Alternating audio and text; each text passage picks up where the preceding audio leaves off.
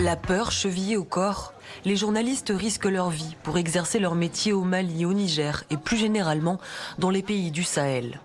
Sous la menace des groupes terroristes, informer relève du défi. Moi, j'ai pas été l'objet, mais il y a d'autres qui ont été l'objet des menaces, là où on leur dit, voilà, on écoute tes audios, où on te dit, fais attention à ce que tu nous dis. Il y a eu des hommes politiques, des journalistes et des prêcheurs qui ont réussi ce type de menaces, suite à leurs propos, qui défendent par exemple la ligne du gouvernement ou la ligne de la communauté internationale contre le terrorisme. Donc souvent,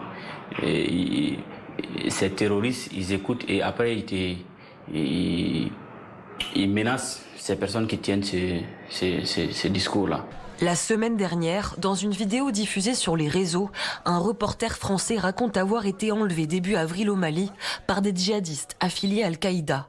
Au Burkina Faso, il y a 2 semaines, 2 journalistes espagnols ont été exécutés par des hommes armés.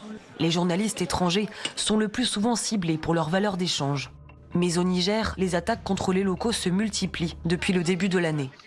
Alors, ce journaliste nigérien se sent exposé. Mais pour lui, pas question d'abandonner. Beaucoup ont quitté la zone parce qu'ils pensent qu'ils ne sont pas en sécurité. Mais malheureusement, vous voyez, et ça impacte sur le travail même du journaliste. Parce que tu quittes, la radio est abandonnée. Il y a beaucoup de radios qui sont fermées du fait de l'insécurité. Et donc, qui va rester là où il n'y a aucune autorité. Même pour les plus intrépides, une vaste partie du territoire est quasi impossible à couvrir.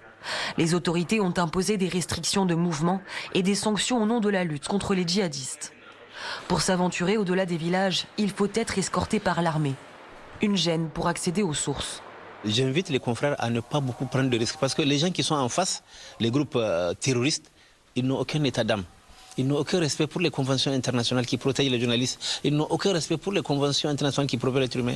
Pour eux, dès qu'ils voient quelqu'un qui est dans leur zone, qui n'est pas un de leurs, en tout cas, comment on appelle, un de leurs combattants, ils considèrent ce monsieur comme une sorte d'ennemi. Selon le correspondant RFI Serge Daniel, présent depuis 25 ans dans la capitale malienne, la situation est plus dangereuse dans les pays du Sahel aujourd'hui qu'au début de la poussée djihadiste en 2012.